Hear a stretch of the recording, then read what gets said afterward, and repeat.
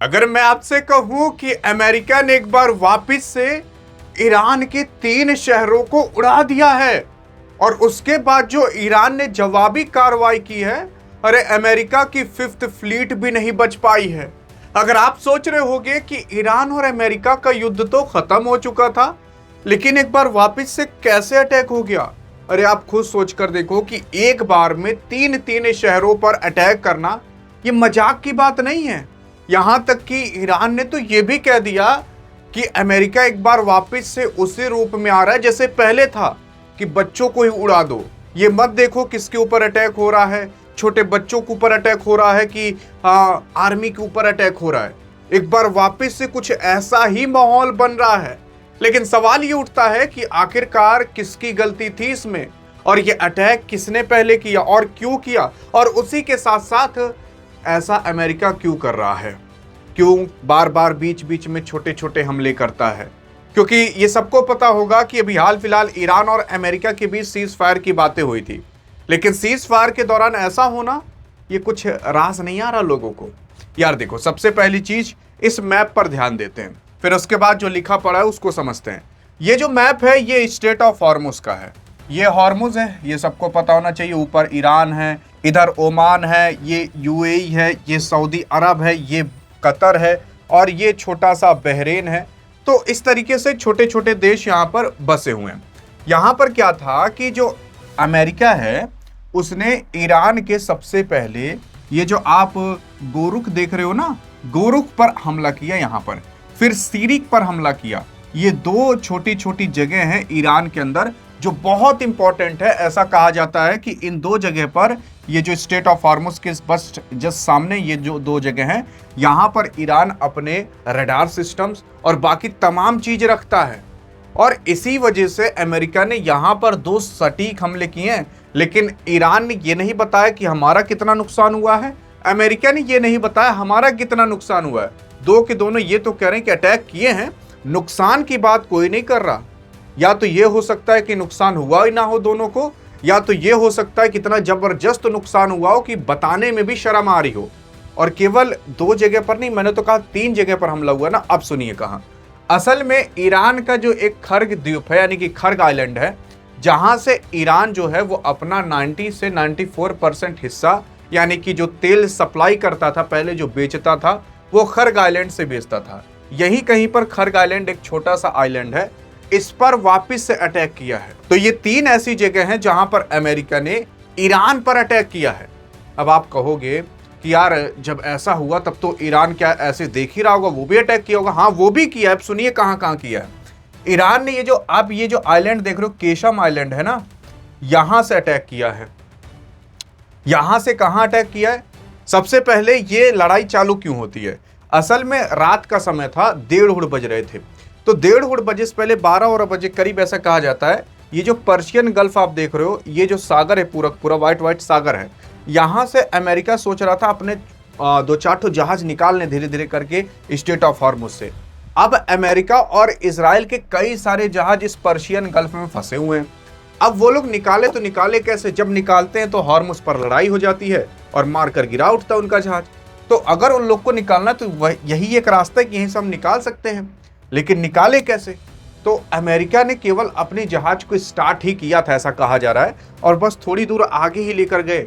और ईरान ने पता नहीं कैसा अपना रडार सिस्टम और बाकी तमाम चीजें सेट करके रखी है कि अमेरिका यहां पर अपना जहाज चालू क्या करता है, ईरान को पता चल जाता है। और ईरान ने इसी केशम आइलैंड से उनके जहाज को मारकर गिरा दिया। और जब उनके जहाज को मारकर गिरा दिया तब अमेरिका भी मारता जरूर। तो अमेरिका ने कहां कहां पर अटैक किया? एक तो खर्ग द्वीप पर अटैक किया, एक गेरुक पर, और एक सीरिक पर अटैक किया। 3 जगह पर अटैक किया। अब ये अटैक ईरान झेलता नहीं, उसने भी फिर वापस से अटैक किया। तो ईरान ने अटैक किया कहीं और नहीं बल्कि बहरेन के अंदर जो अमेरिका ने अपनी 5th फ्लीट रखी है ना, उस पर ही अटैक कर दिया। और बहरेन भी कहता है कि हाँ हमारे ऊपर अटैक हुआ है, लेकिन ये नहीं बताता कितना बड़ा नुकसान हुआ है। फिर उसके बाद जो ईरान था उसने क्या किया? कुवैत पर अटैक कर दिया। कुवैत बस इसी के सामने वाला जगह है, मैप में आ नहीं रहा वो ढंग से, वहां पर भी अटैक कर दिया। तो 2-3 जगह इसने बहुत तगड़े तगड़े हमले किए हैं। अब देखो यहाँ पर द हॉर्मुज लेटर से भी ये खबर आई है US strikes hit Iran Sirik naval base and radar site in गोरुख Qeshm island strait of Hormuz पर सेंटकॉम ने ये खुद कहा है। असल में क्या हुआ है कि जो यूएस है उसने सबसे पहले ईरान की सीरिक नेवल बेस पर, सीरिक नेवल बेस देख सकते हो ये है, और रडार साइट भी वहां पर थी, और उसी के साथ साथ गोरुख जो है यहाँ पर भी रडार साइट है, यहाँ पर भी अटैक किया है, और जो केसम आइलैंड है वो आपको पता होगा कि यहीं पर है केसम आइलैंड, यहाँ पर भी अटैक किया है, और ये सेंटकॉम अमेरिका खुद कह रहा है। फिर उसके बाद सुनिए क्या हुआ। फिर उसके बाद आप देख सकते हो IRGC ने खुद कहा है यहाँ पर the US Ali Al Salem airbase in Kuwait and the remaining की facilities the US naval 5th fleet in Bahrain were targeted by Iran missile. यानी कि सिंपल सा कहना है कि जो IRGC है उसने यूएस के जो अली अल सलीम एयरबेस है उसको टारगेट किया है। फिर कुवैत के अंदर जो रिमेनिंग उसकी फैसिलिटी, थोड़ी बहुत जो बची फैसिलिटी थी अमेरिका की, उसको ख़त्म किया। फिर उसके बाद 5th फ्लीट पर हमला किया बहरेन के अंदर। तो 3-4 जगह तो ऐसे अटैक किया है। अब आप कहोगे कि अमेरिका पर अटैक नहीं किया तो अमेरिका को कैसे नुकसान हो रहा है। असल में अमेरिका ने ना ये जो जगह आप देख रहे हो यहाँ किनारे किनारे किनारे किनारे अपने सैन्य अड्डे बना कर रखे हैं, और यही सैन्य अड्डे पर ईरान अटैक करता है तो नुकसान अमेरिका का होता है। क्योंकि 1974 के अंदर ये खाड़ी देश और अमेरिका ने डील की थी कि हम लोग तेल को डॉलर में बेचेंगे, तुम आकर अपना यहाँ पर सैन्य अड्डा बनाओ और हमारी रक्षा करो। तो इससे डॉलर मजबूत हो जाता, इन लोग की रक्षा भी हो जाती। तो वही अमेरिका यहाँ पर जो अपने सारे अड्डे उड्डे बनाकर रखा है ना, उसी पर ही अटैक करता है ईरान बार बार। और इस बार 5th फ्लीट पर भी हमला कर दिया है।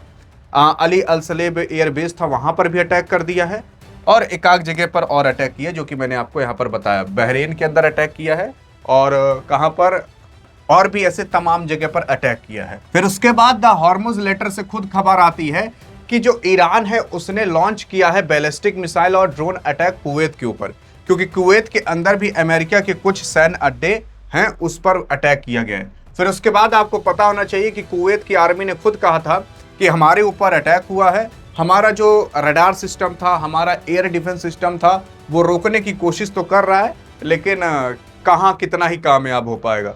तो ईरान ने अटैक काफ़ी तगड़ा किया है। फिर उसके बाद यूएस सेंट कमांड से भी ये पूरा का पूरा आता है कि हाँ हमने अटैक किया है, लेकिन ईरान ने भी अटैक किया है। हमने कहाँ कहाँ पर अटैक किया है कि गोरुख के अंदर अटैक किया है।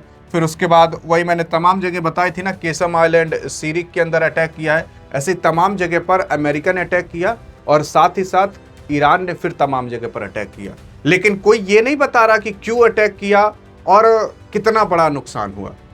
क्यों अटैक किया वो तो मैंने आपको बता दिया। लेकिन अब सवाल ये उठता है कि अमेरिका बार बार ये छुरछुरिया पड़ाका बीच बीच में छोड़ता क्यों है।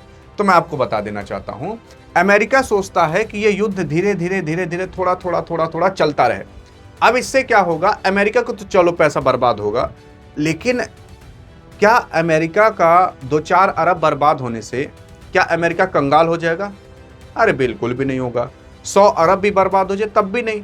लेकिन अगर यही सेम चीज ईरान के साथ हो गई ना, तो ईरान बर्बाद हो जाएगा। तो वही अमेरिका सोचता है कि ये युद्ध थोड़ा थोड़ा चलता रहे, और धीरे धीरे धीरे धीरे करके अमेरिका जो ईरान है उसकी मिसाइलें खत्म होते रहें, और ईरान की जो पैसे हैं वो खत्म होते रहें। और जब ईरान के पास पैसे खत्म हो जाएंगे तो वो एटम बम या परमाणु बम बना कैसे पाएगा।